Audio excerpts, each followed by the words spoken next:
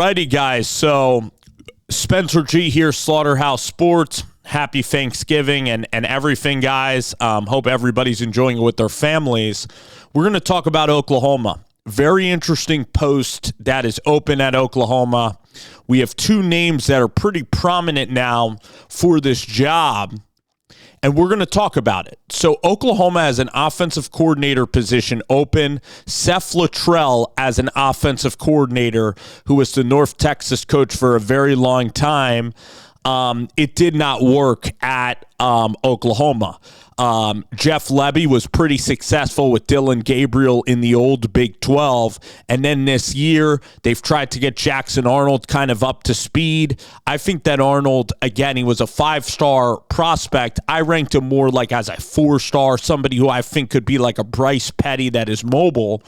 And he got a lot of hype. He was sensational in the camp settings, and it just hasn't worked out at Oklahoma, okay? With Litrell, they've gone against great defenses. It has been a tough go for Litrell, and he ended up getting let go. So now Brent Venables, okay? Brent, it's kind of tough what he had to deal with because he was in the Big 12, and he's having to come from a lineage of Oklahoma football being really, really stable and good for the past 20 years. You got Bob Stoops, who's a college football Hall of Fame coach that is tremendous, won a national championship, went to a couple other national championships, won the Big 12, had great offenses, had great defenses, really good OC hires. Bob Stoops is a great guy. Then you get Lincoln Riley, and I know that name of Oklahoma fans, they'll roll their eyes, but really good offenses, Heisman Trophy winnings, and then he played in the Big 12. Now you're going to the SEC. This conference is absolutely a gauntlet. It's cannibalism. Everybody eats each other. It is crazy, crazy, and it is hard. All right, so Oklahoma, Brent Venables, he's recruiting very well on the defensive side of the football. On offense, again, he's going to need a really, really good offense to compete.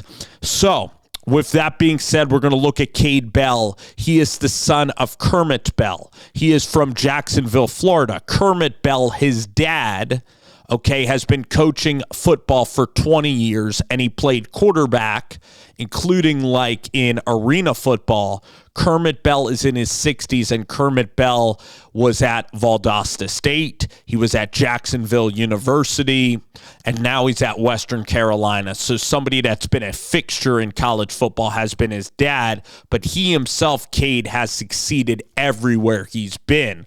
Okay, whether it was at Valdosta State working under Kermit, his father, or working at Western Carolina, his offenses would average like 500 yards a dang pop a season. So the guy is really, really good. He makes it work with every single quarterback, every single offense.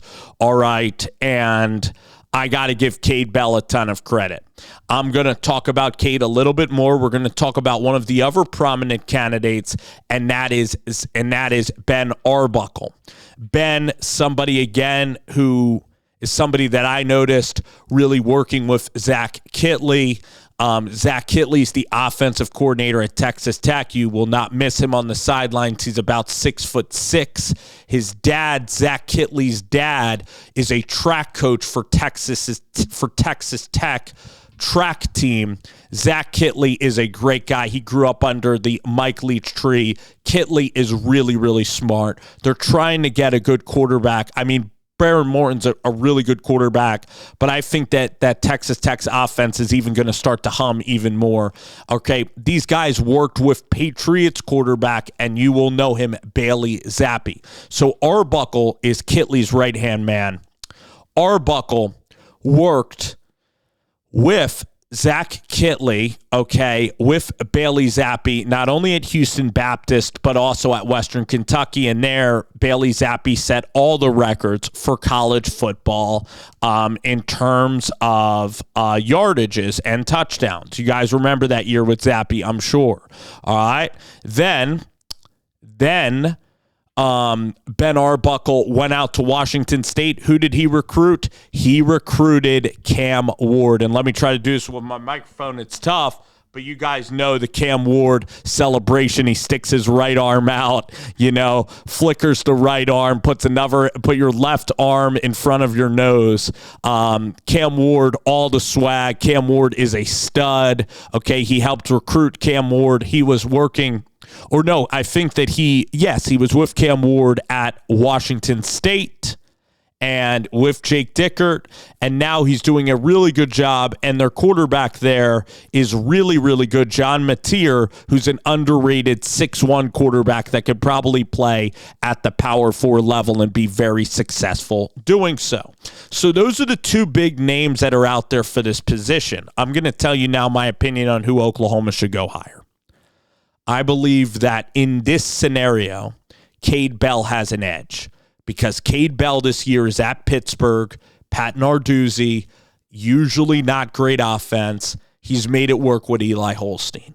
He's made it work with those quarterbacks that are decently talented but not amazingly talented. He's put up big numbers there, okay, he's put up big numbers at the University of Pittsburgh.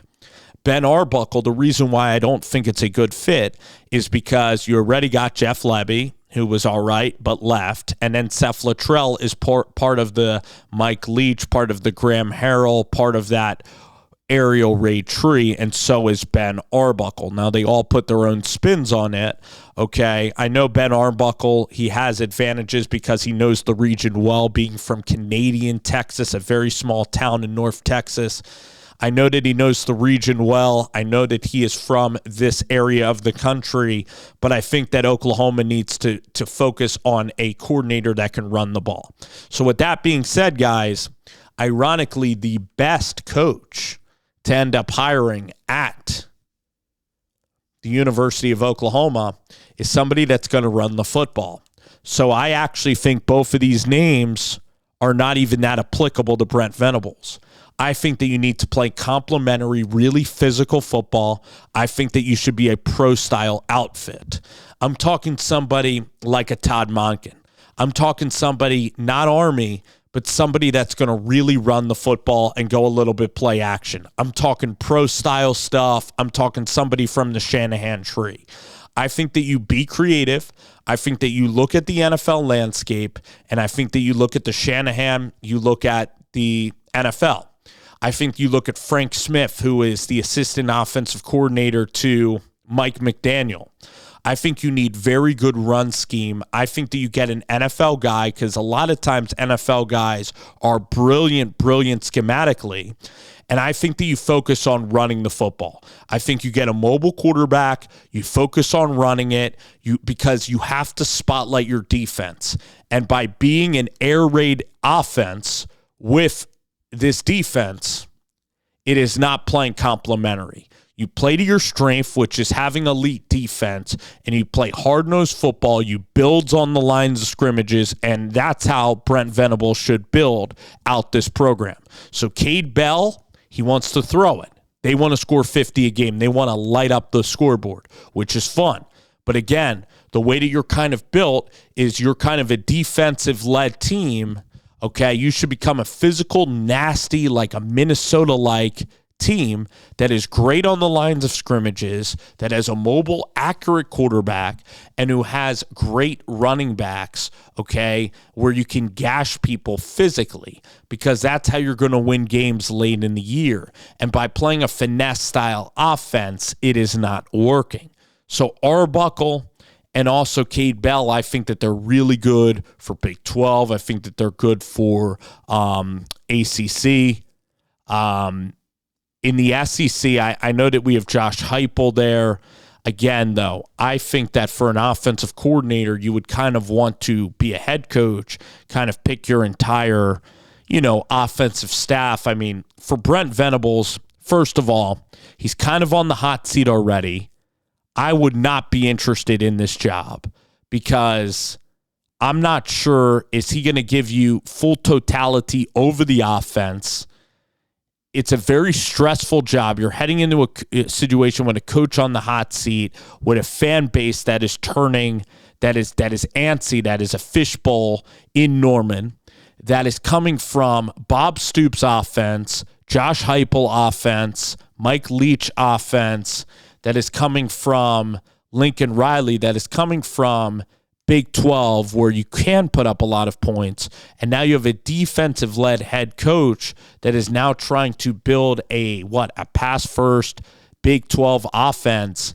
And with Jeff Lebby, it worked in the Big 12. Litrell seems even decent schematically, but it didn't work. And I'm afraid Arbuckle would be similar in this case. I don't think it's a good fit. I think that both of these guys are successes. I think that they're great. I don't know if Oklahoma's the right fit. I think that if you get like a Shanahan type, like look at Liam Cohen at Kentucky, who then went to Tampa. I think that if you turn your team into an Iowa where you're running the heck out of the ball and going play action and throwing it 20 times a game, I think that that's the way to build this out. If you want to air it out, fine. But it's going to be a risky way to play. Your defense is going to get more tired. It's going to be boom or bust every kind of possession. I love Zach Kittley. I think he's really good at Tech. It's the same reason why I would tell him to stay at Tech most likely. So it's a complicated spot. This is a huge hire. And what football team does this want to be? Does this want to be really physical, or do they want to be finesse and throw the ball?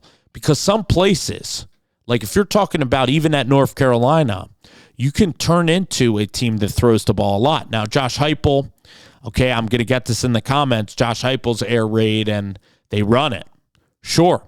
So they go tempo and they're able to run the football. So I guess, is Arbuckle going to be able to run it? Is Cade Bell going to be down with doing that?